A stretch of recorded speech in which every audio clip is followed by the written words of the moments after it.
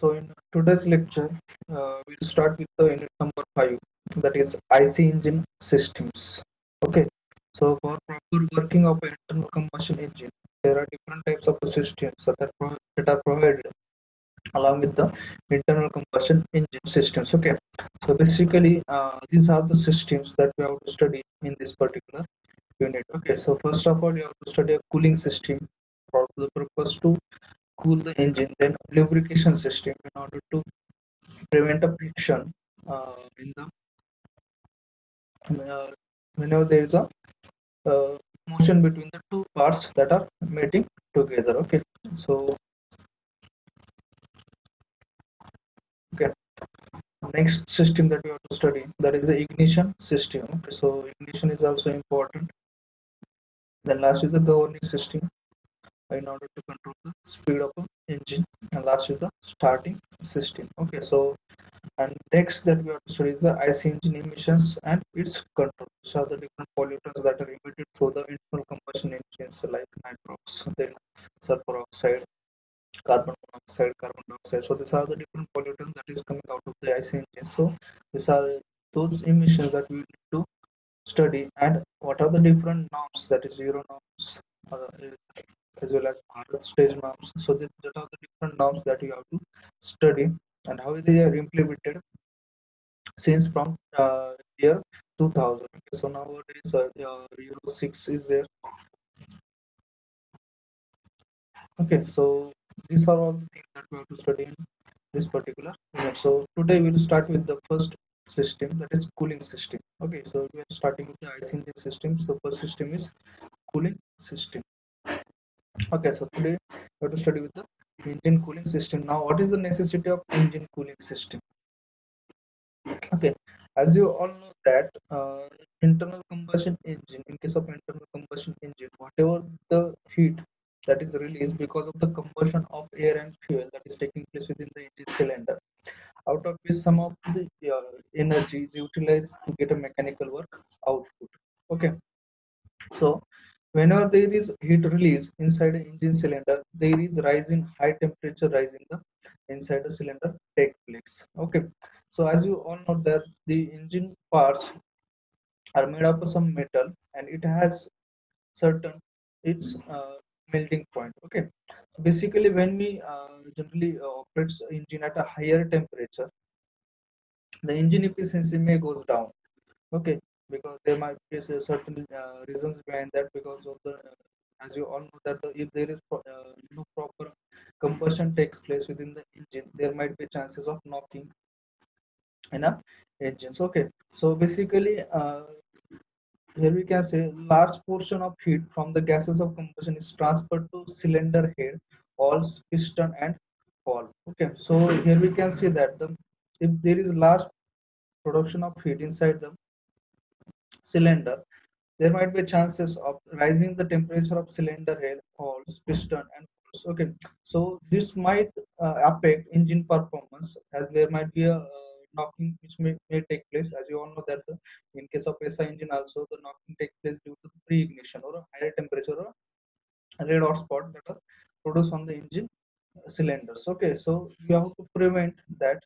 For that purpose, we need to have a cooling system in order to carry the whatever the amount of heat that is generated within the engine cylinder with the help of some fluid medium. It may be air or it may be a water. Okay, so this is what the excess heat. Okay, so we have to carry out the excesses in order to maintain the temperature of engine parts at a certain working range. Okay, so okay, so we have to carry out the heat.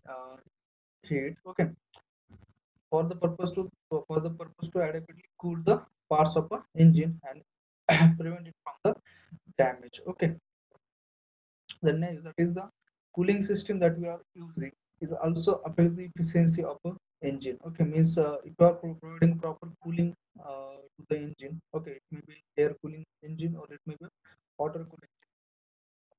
The performance of the engine it mainly depends upon how engine works and in what environment it works. Means if providing a proper cooling to the engine, then its performance will be better. As we allow to allowed to carry away the excess amount of heat from the engine cylinder. So this enables to maintain the temperature of a engine cylinder walls at a constant range where the engine will operate at a higher efficiency. Okay, so this is the reason why we need to have a cooling system for a engine. Okay, so just raise your hand so that we can move further. You understand up to this why we need to provide an engine cooling system for any internal combustion engine. Okay, so what is the importance of cooling in case of a spark ignition engine also, and in case of a compression ignition also? As you all know that the spark ignition engine is nothing but the petrol engine. Okay, so in petrol engine cooling is must to be satisfactory to avoid pre-ignition and knocking. Okay, suppose in case of a spark ignition engine, the knocking occurs because of the red hot spot that are produced in the engine cylinder. Okay, so in order to avoid the knocking in a spark ignition engine, we need to must cool the engine. We need to must cool the engine in order to prevent overheating of the engine. Okay, as engine will get overheats, its temperature will rise, and large number of red hot spot will be produced in case of a spark ignition engine. And to in order to avoid this, we need to provide a cooling system in case of a spark ignition engine. Now in case of a compression ignition engine, as combustion of fuel takes place by rising the temperature of air. So under normal conditions, okay, so cooling system is provided in the normal conditions to allow the all the parts to operate at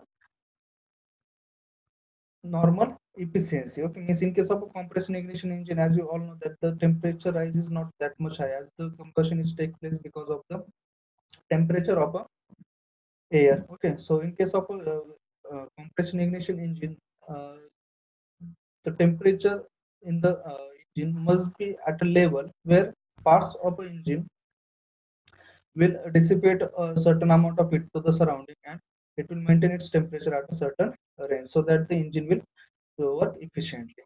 Okay, so in short, cooling is a matter of equalization of internal temperature to prevent local overheating. Okay, so cooling is provided in order to prevent local overheating as well as remove sufficient heat energy to maintain the practical overall temperature. Okay, so we have to maintain overall temperature inside the engine constant in order to have a proper working of an internal combustion engine. Okay, so cooling is very much essential in case of a spark ignition engine also, and in case of a compression ignition engine also. Okay, now what are the reasons that is why we need to provide cooling in case of an internal combustion engine? Okay, so that is for the to ensure proper combustion. As you all know that combustion takes place in internal combustion engine in stages. Okay, that is pre-ignition stage, then normal combustion stage, and after burning phases there. Okay, so in order to have such combustion stages in a engine, we need to maintain a constant temperature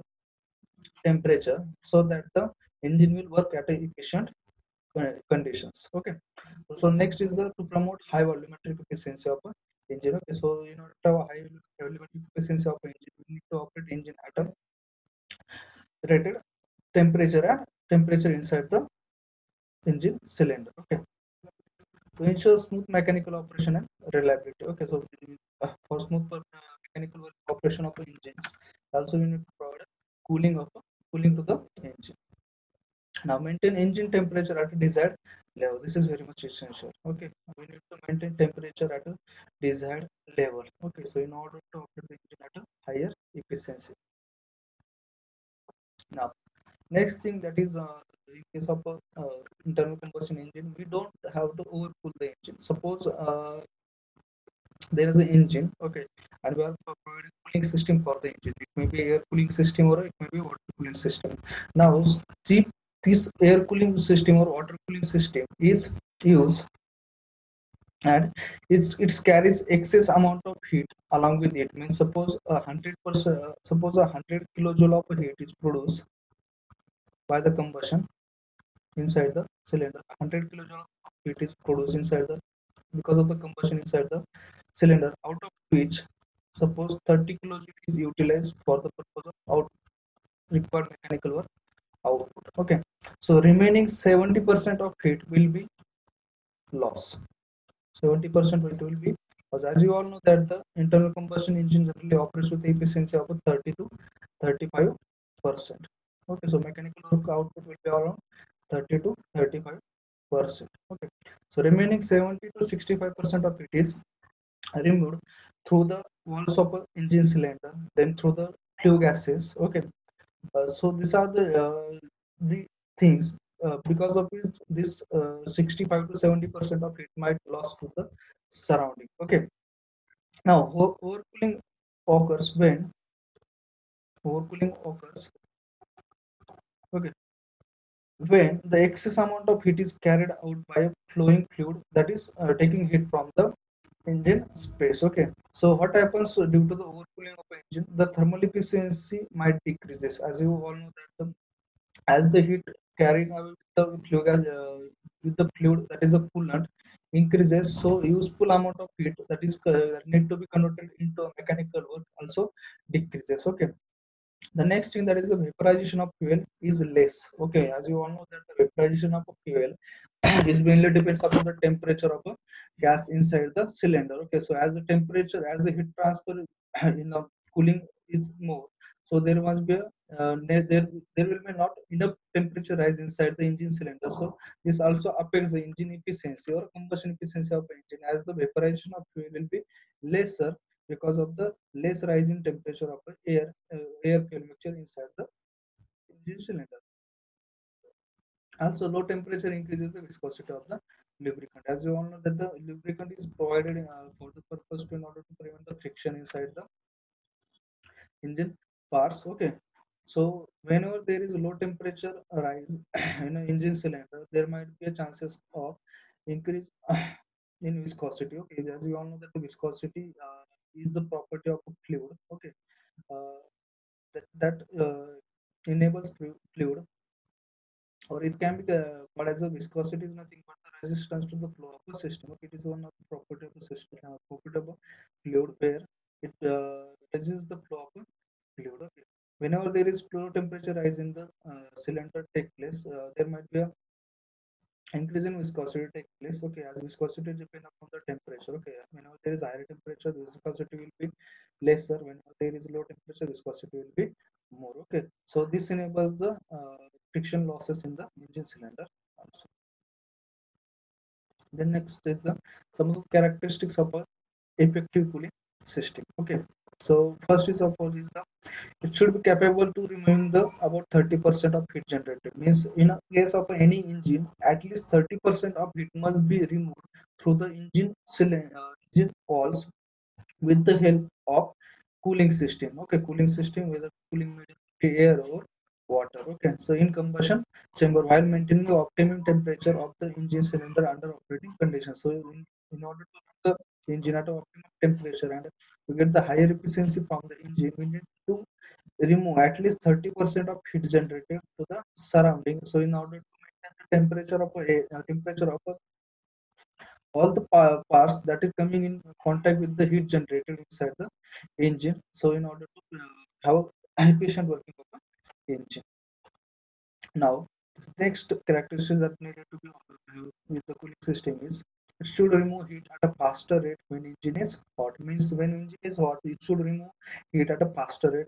However, during the starting of an engine, the cooling should be a minimum. Okay, as you all know that during the starting condition, the temperature rise may not take place. So during the starting conditions, so that cooling system must remove less amount of heat, and during uh, hot condition it should remove more amount of heat, so that the optimum temperature inside the engine cylinder remains constant. Okay, so this is all about the cooling systems. Okay, so we study the different types of cooling, what is its significance. Okay, the reason behind which we are using a cooling system for an engine. Okay, now basically engine cooling system is very much important part of the engine. Okay, if there is a proper cooling take place in this engine, then a proper working of engine may take place. Okay, if there is not proper cooling of an engine, there might be a chances of knocking chances will be there, detonation chances will be there. Okay, so knocking, what is knocking, detonation is that are the things we already studied in the unit number 2 and number three. Okay, so these are the main characteristics that should be possessed by a cooling system in order to have a proper working of an engine. Okay, so just raise your hand so that we'll move towards the next part.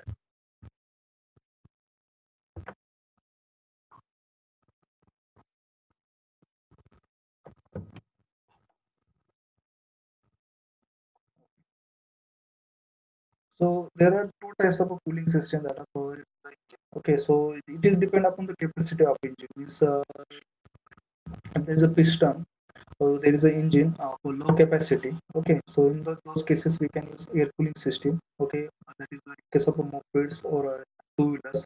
We are generally using air cooling systems. Or whenever there is space constraints, means that's as you all know that two wheelers we have might have space constraints. So in that case, we are using an air cooling system. Okay, it is also called as a direct cooling system. And whenever there is a high capacity engines, okay, so in case of a high capacity engines we need to provide a liquid cooling.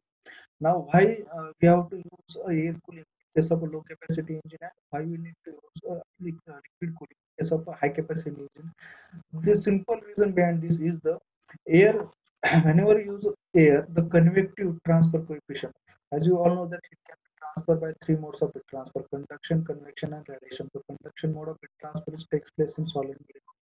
Convection is generally takes place whenever there is a bulk motion of a fluid take place. So it may be take place when you breathe in a fluid also. It may be take place in the between the surface of a solid and a liquid. Okay. So now the second, that is second thing that you have discussed with the in case of a convection. So convection mode of heat transfer. So in case of a air,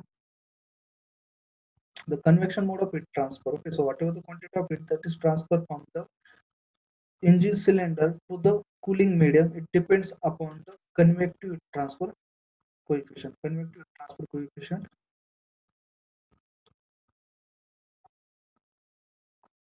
Just a minute.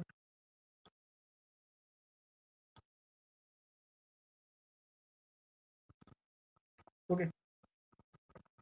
So whenever there is air cooling, so convective transfer coefficient is lesser, and in case of a liquid cooling or water cooling, the convective transfer coefficient is more. Okay. The formula that is used to find out the convective heat transfer is Q is equal to, that is Newton, that is derived by the Newton's law of cooling, that is H A T surface minus T ambient. So this is the formula by which we can derive the amount of heat that is for heat transfer rate through which the heat can be transferred from the one to the another. Okay, so here it is transferred from the amount of heat that is generated within the cylinder. Okay, from the cylinder surface to the surrounding medium. Either it is maybe air or it may be a liquid, that is water. Okay, so basically this convective transfer coefficient H, value of H is less in case of air, whenever there is air as a working medium, and in case of a liquid this convective transfer coefficient is high. So that is the reason why in case of high capacity engines we use a water instead of a air. Okay, so I hope you all understanding up to this. Just raise your hand further. Okay, so what is the basic difference between air cooling system and liquid cooling system, and what is the basic law that covers the air cooling system and water cooling system? Okay, so from the law of Newton's law of cooling, we derive the formula. We get the formula of the quantity of heat that is transferred from the one system to the another. Okay, and that is basically depend on the convective transfer coefficient. So convective transfer coefficient, it is less for air in case of air, and it is high in case of a liquid. Okay. Now first of all we start the air cooling system. As you all know that we are not using a mopeds or two wheelers. Okay, so in two wheelers, we seen the such type of engines. Okay, engine cylinder with pins attached to it. Okay, so these are the extended surfaces. Pins is nothing but the one type of extended surface.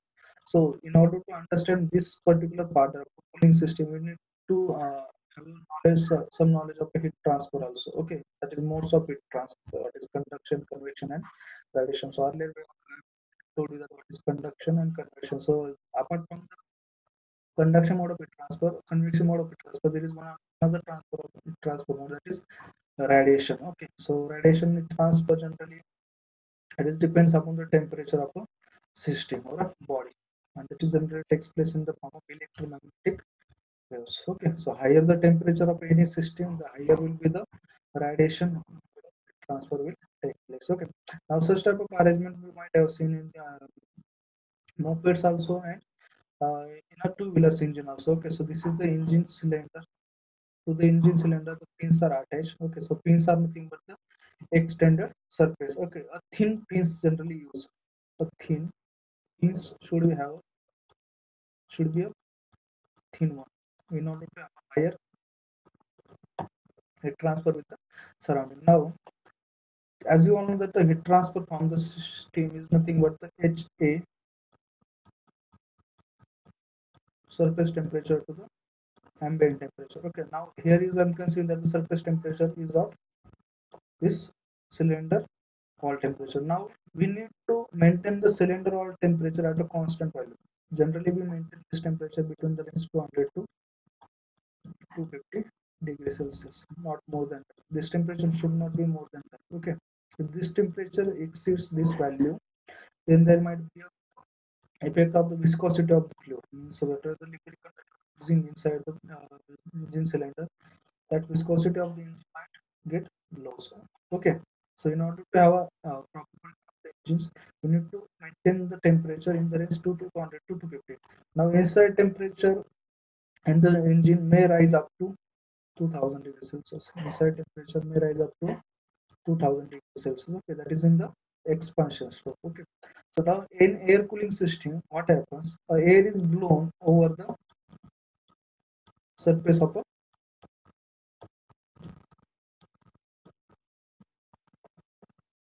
engine cylinder. Okay, now here we can say that the heat transfer is generally depends upon the surface area. Okay, this is the surface area. Now here we can see the extended surfaces increases the surface area of the system or a engine. So we one can say that as we are providing fins over the surface, so the heat transfer rate also increases. Okay, so I hope you are understanding how heat transfer rate is increasing in case of a two-wheeler engines. Okay, so as the surface area of the engine increases, the heat transfer rate also increases. Okay, means whatever the heat transfer through the engine cylinder hole will be less if there is no fins provided on the engine cylinder hole. Okay, so if you provide engine cylinder with the fins, so there will be a minimum amount of heat transfer with the surrounding take place as the surface area increases. Okay, now here we can see the amount of heat dissipated depends upon. Okay, as mainly depends upon what the area of cooling surface in contact with the mass flow rate of the air. Suppose air is flowing with some mass here. Okay, so the amount of air that is coming in contact with the mass of air that affects the heat transfer from the cylinder walls to the surrounding air. Okay, the temperature difference between the cylinder and atmosphere. Here we can see the temperature difference. The higher the temperature difference means engine cylinder is having the engine cylinder also is having a higher temperature, and this ambient condition, if the ambient condition is at 20 degrees Celsius, okay, first of all, okay, and this surface temperature is at a, suppose I'm considering the case of 300 degrees Celsius. Okay, so the heat transfer will take place because of this temperature difference. Okay, now in second case, if the ambient temperature is at a 15 degrees Celsius, okay, ambient temperature is at 15 degrees Celsius, so there will be a more heat transfer will be taking place as comparison to the earlier case. Okay, so basically the transfer from the engine cylinder to the surrounding fluid mainly depends upon the area of cooling surface. Okay, that is surface area, the temperature difference, and last thing that is very much important, that is the thermal conductivity. That is the last thing is the thermal conductivity of a metal. Now, what is the thermal conductivity of a metal? It is mainly the fins. Okay, so fins should have higher thermal conductivity. Fins should have higher thermal conductivity. Now, thermal conductivity is nothing but the ability of a metal to carry heat along with the heat. Okay, so more the thermal conductivity of a metal, the more will be the heat transfer from the metal. Suppose I'm taking an example of say mild steel. Okay, steel. Suppose I'm taking an example of a steel and copper. Copper. So at a room temperature, steel is having a thermal conductivity of 50 watt per meter Kelvin. Okay, 50 watt per meter Kelvin, and copper is having a thermal conductivity of 380 watt per meter Kelvin. So one can say that if I provide copper fins over the surface, there might be more heat transfer through the engine cylinder. Okay, so this is how we can provide fins in case of air cooled systems. Okay, so fins is generally provided in case of air cooled systems, and air cooling system is provided for the purpose of low capacity engines. Okay, earlier I told you that fins are provided in case of low capacity engines. Okay, and air cooling system is also provided in case of low capacity engines. Okay, so so that the temperature inside the engine will maintain within the operating limits and proper working of the engine will take place. Okay, so I hope you all understand up to this what is the importance of fins, then how air cool systems operates. Okay, and how um, its working will take place. Okay, now there are the design in order to provide a required length of a pin over the cooling surface. There is a design procedure or there are formulas for the purpose to find out the length of a pin so that the heat transfer will take place. Okay, so this formula or these things we will study in subject heat transfer, that is in third year's first semester. Okay, so just raise your hand so that we can move further. You understand up to this? Just raise your hand. Okay, so what is the importance of air conditioning cooling system? How it can be used for a different engines. Okay, so these are the system that we generally use for the low capacity engines where we have a space constraint. Okay, space constraint means a restriction to the space. Okay, so we'll move further. Okay, here we can see the uh, engine cylinder, that piston is there. Okay, and pins are provided at the surface of the cylinder. Okay, here we can see the surface of the cylinder. Okay, so the importance of cooling fins is all to us, that is it increases the cooling surface and its thickness should be as thin as possible. The thickness of the fin should be as thin as possible in order to have a higher heat transfer to the surrounding. Okay, so I hope you all understand up to this. Now we'll see the some of the advantages of a air cooling system. Now in case of a air cooling system there is a absence of radiator. Okay, so whenever we use water as a cooling medium, okay, so we provide water jacket in surrounding to the engine. Okay, so whenever it carries the heat from the engine, the water that is carrying the heat from the engine, that heat need to be removed to the surroundings. So in case of a water cooled engines, we need to provide a radiator. A separate part is needed to be provided in case of a water cooled engine. Okay, so in case of a air cooled engine, we need to not to be provided a cooling jacket. We need not to be provided a radiator. Okay, also as there is a no fluid, so we need not to be provided pumps. Okay, so coolant is not required as air itself is coolant is itself act as a coolant. Okay, and as you all know that the in the surrounding abundant amount of air is present, so we need not to be provide a specific arrangement for the purpose to flow air over the surface of a engine cylinder. So this makes engine size lighter. As you all know that we all see that in case of a two wheeler, the engine size is lighter compared to the four wheelers. Okay. The next is the engine can operate in cold weather conditions where liquid may freeze in water cooling systems. Okay, so suppose there is a condition of a winter condition where cooling the liquid or water that is used might freeze if this temperature is below than 0 degrees Celsius, but the air cannot freeze. Okay, so basically these engines can operate effectively whenever there is a low temperature conditions. Then handling of liquid coolant requires piping. Okay, so this is very required pipes, pumping auxiliaries of unit pumps. So air cooled engines have no coolant leakage or freezing problems. Okay, so there will be no freezing problem as no coolant leakage in case of a air cooled engines. Okay, so these are the basic advantage of a air cooled systems. Now there are certain disadvantages of the air cooled system also, as cooling is not uniform. Okay, now the uniform cooling must be there in order to have a constant temperature inside the engine cylinder. Now as air is flowing over the surface of an engine cylinder, so there might be chances that the uniform cooling might not take place. Okay, so there might be a condition that the one area where the cooling is takes place at a higher rate, and another area where air flow rate is lesser, where cooling might take place lesser. So there might be chances of temperature difference within the engine cylinder also, and that might leads to the red hot spot production of red hot spot inside the engine cylinder. As you all know that whenever the temperature inside the engine rises, and the whenever this temperature rises in the inside cylinder rises, there might be chances of rising temperature of the engine walls. Okay, as the temperature of engine wall rises, there might be a condition of formation of red hot spot inside the engine cylinder.